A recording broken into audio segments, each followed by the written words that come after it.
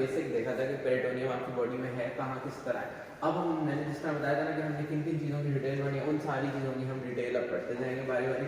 मेरे साथ बने रहेगा, इंशाल्लाह बहुत अच्छे से आपको सारी चीज़ें समझ आ जाएंगी। सबसे पहली चीज़ मैंने बताया था कि ये जो आपके पास जा रही है ना, ये सारी चीज़, ये क्या है, ग्रेटर मोमेंटम। ये बॉडी में किस तरह होती है, जब आप ना कैटेगरी भी खोलते हैं ना, सबसे पहले आपको ना ऑर्गन जो है ना वो इतने कोई इंटेस्टाइन सिस्टोसाइन नजर नहीं आ रहे। तो सबसे ऊपर ये बड़ी से आपके पास ना एक फोल्ड ऑफ पेरिटोनियम पड़ा हुआ होता है। इस बड़े से फोल्ड ऑफ पेरिटोनियम देखे ना, एप्रन जिस तरह हम पहनते हैं तो उसी तरह का ये आवाज होता है। तो इसलिए इसको यहाँ पे एक एप्रन शेप्ड आपके पास ना फोल्ड ऑफ पेरिटोनियम होता है, जिसे आप ग्रेटर मोमेंटम कह देते हैं। तो ये आपके पास कहाँ से जुड़ा हुआ है, इसकी सबसे पहली चीज आपको जो पता होनी चाहिए, इसकी अटैचमेंट्स पता होनी चाहिए। अटैचमेंट्स अगर हम देखें ना, तो अटैचमेंट्स ऊपर से अगर हम देखें तो ऊपर से आपके पास ये कहाँ से जुड़ा हुआ है, greater curvature of the stomach से जुड़ा हुआ है। तो ये greater curvature of the stomach से आपके पास ये ऊपर से जुड़ा हुआ है, ये नीचे आता है। अब यहाँ से ये आपको सिर्फ आगे से दिख रहा है, इसलिए मैं इसे साइड वाले सेक्शन से अगर देखें तो यहाँ से ये स्टार्ट हो रहा था, ये ऊपर से नीचे की तरफ आ रहा है, उसके बाद नीचे आके ना ये दोबारा से फोल्ड हो जाता है। फिर ये दोबारा से जब फोल्ड होके आपका वापस ऊपर जाता है ना, तो आपका ये ऊपर जाके वापस जुड़ता किधर से, ये पैंक्रियाज पड़ा हुआ है। तो पैंक्रियाज का जो आपके पास एंटीरियर बॉर्डर होता है और जो आपका पूरा पूरा हेड ऑफ द पैंक्रियाज होता है, उस सारे से जुड़ा होता है। तो इसकी अटैचमेंट्स क्या होंगे, आप बताएंगे कि आपके पास ये स्टार्ट यहाँ से होता है greater curvature of the stomach से, और एंड कहाँ होता है, anterior border of the pancreas and head of the pancreas. उसके अलावा अगर हम देखें तो यहाँ पे ये क्या है, ये स्प्लीन है। स्प्लीन और स्टमक के दरमियान में मैंने पहले बताया था कौन सा लिगामेंट होता है, गैस्ट्रोस्प्लेनिक लिगामेंट। तो ये गैस्ट्रोस्प्लेनिक लिगामेंट होता है। ऊपर क्या है, ये डायफ्राम है। स्प्लीन और डायफ्राम के दरमियान में गैस्ट्रोफ्रेनिक लिगामेंट होता है। तो ये लिगामेंट भी यहाँ पर हो गए, और ये भी एक अदर लिगामेंट ही कहते हैं, लेकिन ये आपको बहुत बड़ा है, इसलिए इसे आप कहते हो ग्रेटर मोमेंटम। स्टमक से रिलेटेड जो भी होगा वो ग्रेटर, वो मोमेंटम हो जाएगा और बड़ा है, इसलिए ग्रेटर मोमेंटम। तो अटैचमेंट सबसे पहली चीज होगी आपको, अटैचमेंट हमने बता दिया। इसके अलावा नेक्स्ट चीज आती है इसके अंदर ना, इसके क्या होती है, इसकी लेयर्स। नेक्स्ट होता है इसका लेयर्स। के लेयर्स कौन सी होती हैं, तो अगर हम देखें तो ये आप देखो, एक इसकी ये बाहर वाली लेयर है, ये लेयर 1 होती है। फिर उसके बाद इसके पीछे एक और ये लेयर है, ये लेयर 2 होती है। फिर ये पीछे आ रहे हैं तो ये लेयर 3 और फिर ये लेयर 4। अब इधर देखें तो लेयर 1 जो है यही तो नीचे फोल्ड होकर लेयर 4 बना रही है, लेयर 2 ही तो नीचे जाके लेयर 3 बना रही है। तो इस तरह करके आपको आपने ये बात बतानी है, और उसके बाद आपने कहना है लेयर 4 जाके आपका ये क्या है, ये आपके पास है जो मैंने बताया कि यहाँ पे ये ट्रांसवर्स मीजोकॉलन, ये आपके पास क्या है, ट्रांसवर्स मीजोकॉलन। तो ये आपका फोर्थ लेयर आपने बताना कि जाके ट्रांसवर्स मीजोकॉलन से मिलती है। इसके अलावा आपके पास में ये आप पीछे जाएं तो ये आपके पास जाके यहाँ पैंक्रियाज जुड़ेगी। तो आपने इसकी 4 लेयर्स के बारे में बता देना है। अगली चीज आपको इसकी क्या पता होना चाहिए, इसके अंदर कंटेंट्स क्या होते हैं। कंटेंट्स की अगर हम बात करें तो आपको पता है कि यहाँ पे आपके पास क्या हो रहा होता है, आपके पास यहाँ पे ना स्टमक के ग्रेटर कर्वेचर के पास में गैस्ट्रोएपिक्लोइक आर्टरीज आ रही होती हैं।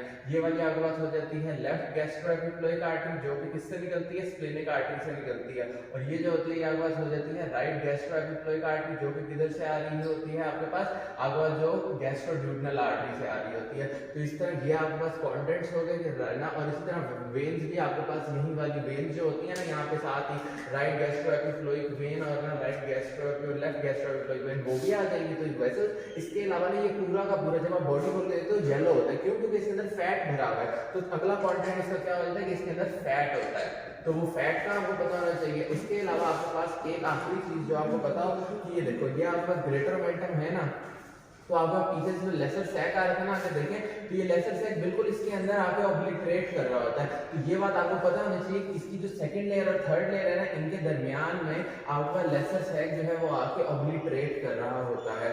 और कुछ बातें इसके बारे में ये है कि आपके पास ना ये जो है ना, आपके पास पुलिसमैन ऑफ द एब्डोमेन कहलाता है। ठीक है, पुलिसमैन ऑफ द एब्डोमेन। अब पुलिसमैन ऑफ द एब्डोमेन जो है वो क्यों कहलाता है, बिकॉज आपके पास क्या होता है कि ना, जब भी कहीं पे इन्फेक्शन होगी, यानी आपका सपोज करेंगे आपका अपेंडिक्स जो है ना, चलो अपेंडिक्स की बात कर लें, तो अपेंडिक्स की ना बहुत ज्यादा वो हो गई है, इन्फेक्शन हो गई है, फैल रही है वो इन्फेक्शन। उस पर इन्फेक्शन को रोकने के लिए ग्रेटर मोमेंटम भागा जाएगा और उसके पास जाके अटैच हो जाएगा उस पर, उसको अटैच करके उसको रोक देगा, उसको गले लगा लेगा तो वो रुक देगी, इन्फेक्शन फैलने से रुक देगी। इसलिए इसको आप पुलिसमैन ऑफ द एब्डोमेन कह देते हो। तो यहाँ तक हमारे पास ग्रेटर मोमेंटम की बात खत्म हो गई है, ये सारी की सारी। मोमेंटम हो गया, हमने लेसर मोमेंटम की बात करते हैं। तो यही तो वापस आ जाए, मैंने क्या बताया था आपके पास जो लीवर और स्टमक के दरमियान है आपके पास ना ये पूरा का पूरा फोल्ड ऑफ ना पेरिटोनियम बना, वैसे हम लेसर मोमेंटम कहते हैं। इधर हम मैंने उसको ना सामने से करके दिखाया है। ये आपके पास क्या है जी, lesser curvature of the stomach है, ठीक है। और ये आपका first part of the duodenum है, उसके पहले 2 सेंटीमीटर है, ठीक है। और इसके अलावा ये जो आपके पास है ये लीवर है। अब किस तरह इसकी, सबसे पहले आपको क्या पता होना चाहिए, आपको लेसर मोमेंटम होगा, इसकी सबसे पहले आपको अटैचमेंट्स का पता हो।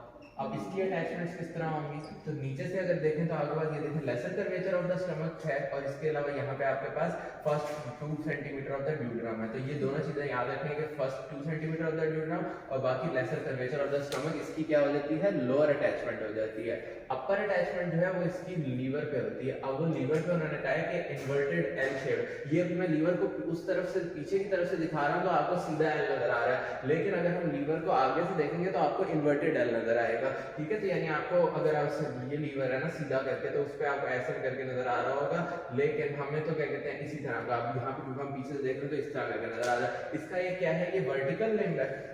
ये वो वर्टिकल लिम्ब जो है ना, ये आपके पास वर्टिकल लिम्ब उस जगह पे होता है जहाँ पे आपके पास ना लिगामेंटम विनोसम होता है, उसमें जहाँ पे उसके लिए एक फिशर बना हुआ होता है लीवर के अंदर। तो यहाँ ये वही जगह जहाँ पे फिशर होता है, उसी जगह पे जाके इसका क्या होती है, वर्टिकल अटैचमेंट हो जाती है। और हॉरिजॉन्टल अटैचमेंट जिस एरिया की गेज होती है ना, तो आपके पास लीवर जो है उसका एक होता है ये वाला एरिया जो है उसे पोर्टा हिपैटिस कहते हैं। इस पोर्टा हिपैटिस के अंदर 3 चीजें होती हैं, वेट से याद रखते हैं हम, ठीक है। वेट क्या जी, आपके पास portal vein, hepatic artery, bile duct, very very very very very important चीज है ये, ठीक है। तो वेट से आपने याद रखना ये पोर्टा हिपैटिस है। तो आपके पास ये जो है ये बिना लिगामेंटम विनोसम के फिशर के ऊपर वर्टिकल लिम्ब इस एल का होता है, और जो हॉरिजॉन्टल लिम्ब है वो आपके पास पोर्टा हिपैटिस, और यही इसकी क्या है, अपर अटैचमेंट है पोर्टा हिपैटिस के मार्जिन्स जो है। तो अब इन्होंने ये तो मैंने अटैचमेंट बता दी। अब क्या होता है अटैचमेंट्स के बाद ना आपको जिस तरह इसकी लेयर्स थी ना, इसकी लेयर्स नहीं, इसके आपको पार्ट्स पता हो, ठीक है। ये जो होगा लेसर मोमेंटम है ना, ये 2 तरह के लिगामेंट से मिलकर बना हुआ है। जो आपका स्टमक से लेके लीवर तक है ना, उसको आप कह दोगे हिपैटो गैस्ट्रिक लिगामेंट, और जो आपके पास ड्यूडेनम से लेके आपके पास लीवर तक है वो होगा हिपैटो ड्यूडेनल लिगामेंट, ठीक है। तो ये दोनों चीजें जो है वो इसी एक के अंदर आ जाती हैं, जिसको आप कह देते हो मिला के लेसर मोमेंटम। तो ये चीज आपके पास इसके अटैचमेंट्स भी होगी, इसके पार्ट्स भी होंगे। तीसरी चीज जो आ जाती है वो आ जाती है इसके कंटेंट्स। तो अगर इसके कंटेंट्स की बात करें ना, तो आपके पास क्या होता है, एक ये जो आपका यहाँ पे इसका ये जो ये वाला बॉर्डर है ना, ये देखिए ये इसका राइट फ्री मार्जिन है। तो एक इसका ये राइट फ्री मार्जिन और एक इसका अटैच मार्जिन, तो हम दोनों के अलग अलग कंटेंट्स देखेंगे। पहले अगर इसके अटैच्ड मार्जिन जो यहाँ पे है इसके मार्जिन देख लें, तो यहाँ पे आपको पता है क्या होती है, यहाँ पे आती है आपके पास राइट गैस्ट्रिक आर्टरी, और यहाँ पे आपके पास आती है left gastric artery. Left gastric artery आपको पता है सिलेक्ट्रम की बनाते हैं, राइट गैस्ट्रिक आर्टरी जो है ना आपको कॉमन हेपेटिक आर्टरी दे रही होती है। तो ये आपके पास यहीं पे आ रही होती है, लेसर कर्वेचर को सप्लाई कर रही होती है, इसलिए ये भी आपके पास इसके कंटेंट्स में आ जाएंगी। इसके अलावा आपके पास यहाँ पे ये नोड्स होते हैं, ये कौन से नोड्स होते हैं, आपके पास गैस्ट्रिक नोड्स हो जाते हैं, ठीक है। गैस्ट्रिक नोड्स तो या वो लेफ्ट गैस्ट्रिक नोड्स भी होते हैं, राइट गैस्ट्रिक नोड्स भी। तो ये गैस्ट्रिक नोड्स जो है ये भी आपके पास आ जाएंगे। इसके अलावा आपके पास यहाँ पे कुछ नर्व्स भी हो जाती हैं, जिनको इसी तरह, चलो मेरे पास ये ऑरेंज नहीं है तो यहाँ पे बल्कि ना वो एक ना नर्व्स का प्लेक्सस भी यहीं पे बन जाता होता है, जिसको आप वो गैस्ट्रिक प्लेक्सस कह रहे होते हो, वो गैस्ट्रिक प्लेक्सस भी यहाँ पे बन जाता होता है, तो वो भी इसी के अंदर बन रहा होता है। इसके अलावा जो इसका राइट फ्री मार्जिन है, तो इसमें देखें तो इसके ऊपर यहाँ पे पोर्टा हिपैटिस है। तो जो पोर्टा हिपैटिस के अंदर 3 चीजें आती है ना, पोर्टल वेन हो गया, हिपैटिक आर्टरी और बाइल डक्ट, ये आपके पास इसके क्या है, आपके पास इसके कंटेंट्स। इसके अलावा भी आपके पास कंटेंट्स होंगे, वो क्या होंगे, सिंपली आपको याद रखना है यहाँ पे जो आपके पास लिम्फ नोड्स हैं वो, और उसी से जो लिम्फेटिक्स निकल रही है ना वो लिम्फेटिक्स, तो लिम्फ नोड्स और लिम्फेटिक्स इसके अंदर। इसके अलावा इसमें भी आपका वहां यहाँ पे क्या था जी, ये गैस्ट्रिक प्लेक्सस था, यहाँ पे जो होगा वो हिपैटिक प्लेक्सस हो जाएगा, यहाँ पे यूं करके हिपैटिक प्लेक्सस। तो ये आपके पास हिपैटिक प्लेक्सस, तो ये सारे क्या हो जाएंगे, इसके कंटेंट्स हो जाएंगे। फिर से अगर कंटेंट्स की बात की जाए तो आपके पास क्या हो जाएंगे, इस वाले के अंदर right gastric artery, left gastric artery, gastric nodes और ना गैस्ट्रिक नर्व का प्लेक्सस, इधर आपका पोर्टा हिपैटिस उसके तीनों कंटेंट्स, इसके अलावा हिपैटिक नोड्स, लिम्फेटिक्स और हिपैटिक प्लेक्सस।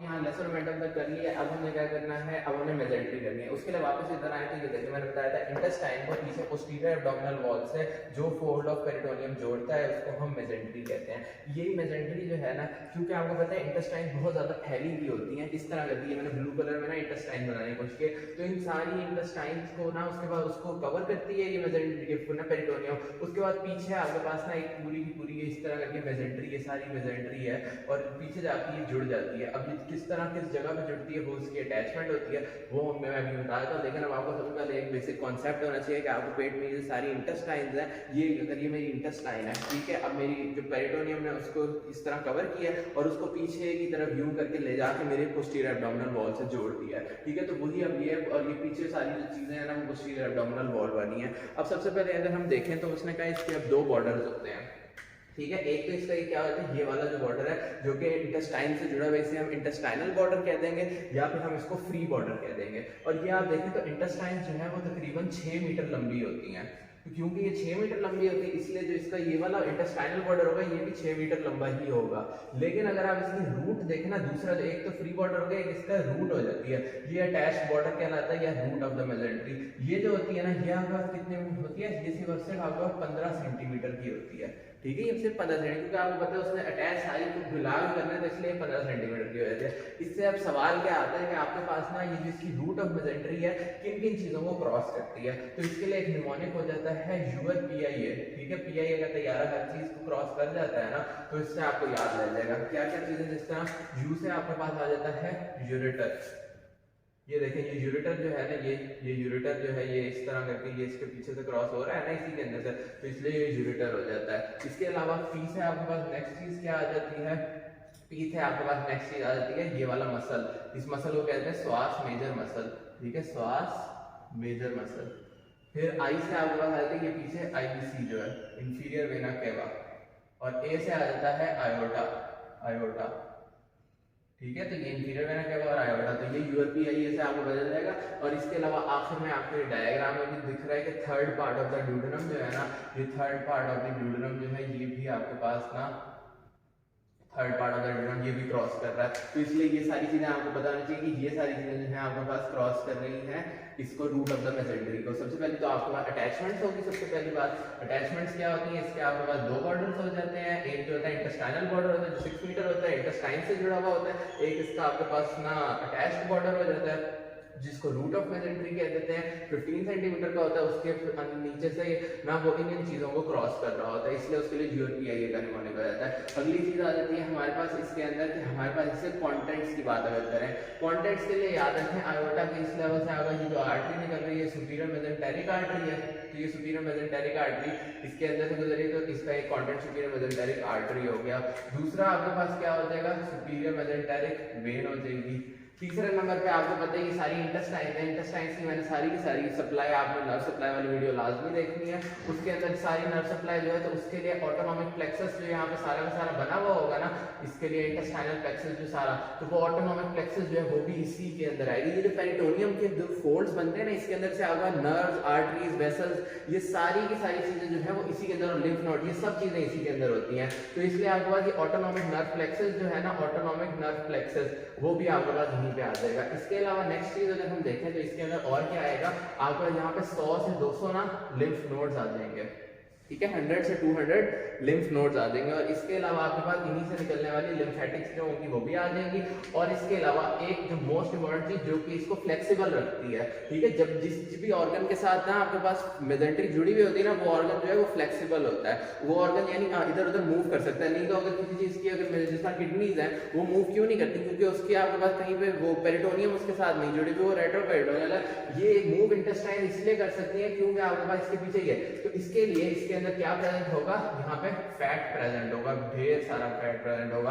और ये जो फैट है ना, जैसे जैसे हम रूट ऑफ मेजेंट्री से इंटेस्टाइनल बॉर्डर तक बढ़ते जाते हैं ना, तो फैट बढ़ता जाता है, ठीक है। इसके अलावा आपके पास ना इसकी जो आपके पास इंटेस्टाइनल बॉर्डर है ना, यहाँ पे ना कुछ इसके अंदर ना यूं छोटी छोटी ना विंडोज सी बनी हुई होती हैं, ठीक है।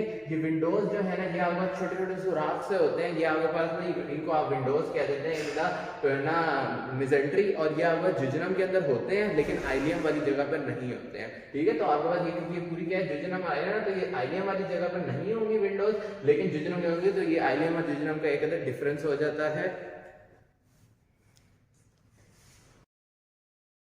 हमारा है ट्रांसवर्स मीजोकॉलन। अब ये आपको पता है कि ट्रांसवर्स मीजोकॉलन होती क्या है, ये देखिए ये असेंडिंग कॉलन होता है, फिर यूं ट्रांसवर्स कॉलन होता है, फिर यूं, ठीक है, यूं करके अगर हम देखें तो ये आवाज है। अब हमने इसको सस्पेंड करके रखना है ताकि हमारे पास ये नीचे गिर ना जाए, ठीक है। तो इसलिए हम क्या करेंगे, इसको हम यहाँ से इसके ऊपर हमने एक पूरी पेरिटोनियम की कवरिंग कर दी, उस पेरिटोनियम की कवरिंग को हमने पीछे की तरफ जाके जोड़ना है। अब वो जो पीछे की तरफ जाके हमने जोड़ना है वो उसका क्या हो जाएगा, अटैच बॉर्डर हो जाएगा। ये अटैच बॉर्डर मैंने यहाँ पे ब्लू कलर में दिखा दिया है, ठीक है। अब क्या होगा, हमने यहाँ से ना, अब हमने बताना ट्रांसवर्स मीजोकॉलन क्या है, एक फोल्ड ऑफ पेरिटोनियम है that suspends the transverse colon. और उसके बाद उसके अब हमने अगर हम सबसे पहले इसके देखें अटैचमेंट, तो अटैचमेंट क्या होगी, एक तो ये वही आपके पास कॉलन ट्रांसवर्स कॉलन से जुड़ा हुआ है, दूसरा इसका जो अटैच बॉर्डर है ना, तो ये कहाँ पे जुड़ता है, तो ये आपका पीछे जो पड़ा हुआ है ना, ये आपके पास पड़ा हुआ है पैंक्रियाज। इस पैंक्रियाज का ये पूरा क्या है, ये पैंक्रियाज का है ना हेड होता है, ये पैंक्रियाज की नेक होती है, ये पूरी बॉडी होती है। तो इस पूरी बॉडी और ये जो हेड है ना, इस सारे का ये एंटीरियर बॉर्डर एक होता है, उस एंटीरियर बॉर्डर आपको उभार सा एक पूरा बॉर्डर फील होता है, उस पूरे एंटीरियर बॉर्डर के साथ ये जुड़ती जाती है, जुड़ती जाती है, जुड़ती जाती है, ठीक है। तो ये सारा का सारा क्या है आपके पास, root of the transverse mesocolon, और ये इसकी अटैचमेंट होगी।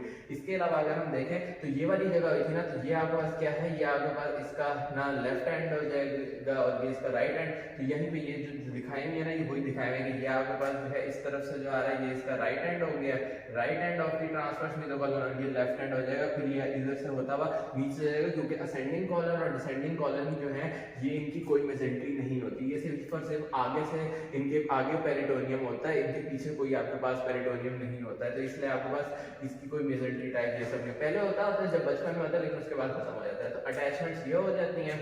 उसके बाद अगर इसके कंटेंट्स की बात करें तो आपको याद हो जब हमने वो आर्टीरियल सप्लाई वाला किया, तो इसके अंदर से हमने कहा था कि आपके पास ये सुपीरियर में डायरेक्ट आर्टरी से यहाँ पे मिडल कॉलिक आर्टरी जाती है, ठीक है, ये मिडल कॉलिक आर्टरी। तो ये मिडल कॉलिक आर्टरी है ना, ये मिडल कॉलिक आर्टरी, इसके साथ ही मिडल कॉलिक वेसल भी होगी, तो वो भी आपका इसके कंटेंट्स में। तो सबसे पहले अटैचमेंट होगी, अब कंटेंट्स में इसके देखें तो मिडल कॉलिक वेसल्स हो जाती हैं, साथ ही आपके पास जो इसको ऑटोनॉमिक नर्व सप्लाई कर रही है वो ऑटोनॉमिक नर्व्स हो जाएंगी, इसके अलावा लिम्फ नोड्स हो जाएंगे और लिम्फेटिक्स हो जाएंगी। तो ट्रांसवर्स मीजोकॉलन इतनी छोटी सी है और बस ये खत्म हो गई है।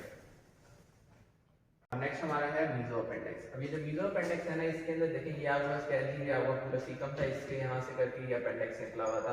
अब इस अपेंडिक्स को ना हमने सस्पेंड करना था, तो इस अपेंडिक्स को सस्पेंड करने के लिए हमने ये ट्रायंगुलर शेप ना एक फोल्ड बना दिया, जिसको हमने कह दिया है मीजो अपेंडिक्स का, ठीक है। अब ये मीजो अपेंडिक्स ट्रायंगल है, इसको सस्पेंड करेगा और इसकी अटैचमेंट किसके ऊपर होगी, ये देखें ये है इलियम और ये सीकम है, तो इलियोसिकल जंक्शन के ऊपर जाके ये उसी मेसेंट्री से ना जाके ये अटैच हो जाता है। तो ये मीजो अपेंडिक्स जाके उसी मेसेंट्री से जाके अटैच हो जाती है, कहाँ पे, इलियोसिकल जंक्शन के पास, ये इसकी अटैचमेंट होगी।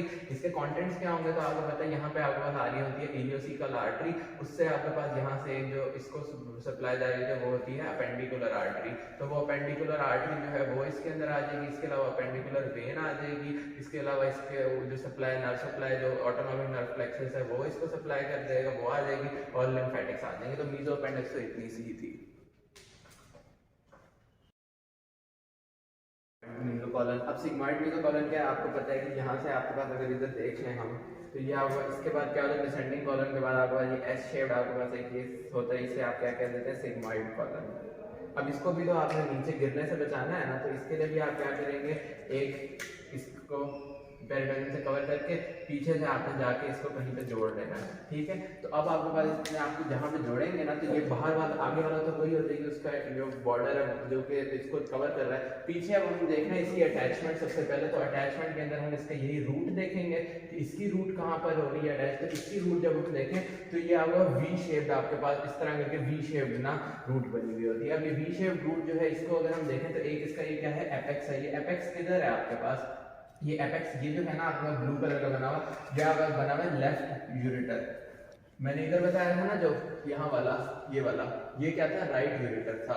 इसके अंदर राइट यूरेटर पे मेसेंट्री जुड़ी होती है, लेफ्ट यूरेटर के ऊपर सिग्मॉइड मीजोकॉलन जुड़ा हुआ होता है। तो इसका एपेक्स जो है लेफ्ट यूरेटर पे होता है। कहाँ पर होता है, जहाँ पे आपका ये क्या थी, ये आपके पास आयोटा था, ये आपके पास कॉमन आइलिक आर्टरी बनी थी, उससे आपके पास ये common iliac artery, external iliac artery और इंटरनल आर्टरी आर्टरी में जहाँ पे इसकी ये बाइफर्केशन हो रही है ना, डिवीजन हो रही है, उस पॉइंट पे जाके इसका एपेक्स होता है। फिर आपके पास क्या होगा, इसका एक होगा आपके पास राइट लिम्ब, एक होगा इसका लेफ्ट लिम्ब। अब जो इसका लेफ्ट लिम्ब है वो अगर आप देखें तो कहाँ पे आया जा रहा है, बिल्कुल ये जो एक्सटर्नल आर्टरी आर्टरी है ना, इसके साथ साथ आता जा रहा है। तो आपने यही बताना है कि इसकी अटैचमेंट जो है आपको एक्सटर्नल आर्टरी आर्टरी के साथ होती है लेफ्ट लिम्ब की। और जो इसका राइट लिम्ब है ये कहाँ पे आ रहा है, ये आपका पेल्विक वॉल के ऊपर अटैच हो रहा है। तो ये पेल्विक वॉल पे कहाँ, सैक्रम पे। सैक्रम पे कौन सी, S3 तक ये आपके पास हो रहा है, ठीक है। तो सबसे पहले अटैचमेंट्स होगी, इसकी वी शेप होती है, एपेक्स लेफ्ट यूरेटर पे, right left limb external artery और लेफ्ट लिम्ब जो है वो आपके पास pelvic wall up to the S3 vertebrae. फिर अटैचमेंट्स आ जाते हैं, जबकि बाद आपका कंटेंट्स, तो कंटेंट्स तो आसान है। इधर आपके पास जो ये है ना, यहाँ पे से आपके पास इस जो इसका ना लेफ्ट लिम्ब है, इसमें आपके पास सिग्मोइडल वेसल्स होती हैं जिन्होंने सिग्मोइड कॉलन तक जाना है, ठीक है। इसके अलावा आपके पास क्योंकि इसी सिग्मोइड कॉलन के बाद आपका रेक्टम स्टार्ट हो जाता है, तो आपके पास ये जो इसका ना राइट लिम्ब है ना, इसके अंदर आपका superior rectal artery, superior rectal vein, lymph nodes, vessels, ये सब चीजें होती हैं। तो इसलिए आपको ये सारी चीजें इसके अंदर हो जाएंगी। तो इस तरह करके ये चीजें याद कर लेना, क्योंकि आपको पता है ना सप्लाई तो इसमें वही करने के ना, ये सिग्मोइड कॉलन को और आगे रेक्टम है, उसके बाद एनल कनाल हो जाती है। तो अब आपके पास उसमें जो यहाँ से ये सिग्मोइड को जानी है आर्टरी, वो आपका सिग्मोइडल आर्टरी, जो कि किसकी, इंफीरियर मेसेंटेरिक आर्टरी की ब्रांच होती है सिग्मोइडल आर्टरी, वो आपका इस वाले इसके अंदर हो जाएगी लिम्ब में। और इधर जो है आपके पास लिम्ब, इसके अंदर कौन सी हो जाएगी आपके पास, सुपीरियर, वो भी इंफीरियर मेसेंटेरिक आर्टरी की एक ब्रांच होती है जो कि सुपीरियर रेक्टल आर्टरी, वो आपके पास इसका कंटेंट हो जाएगा। तो इस तरह करके आपका सिग्मोइड मेसोकोलन भी होगी। Thank you so much. ये सारे था हमारे पास जो हमने पूरी पेरिटोनियम कंप्लीट कर लिया है। Thank you.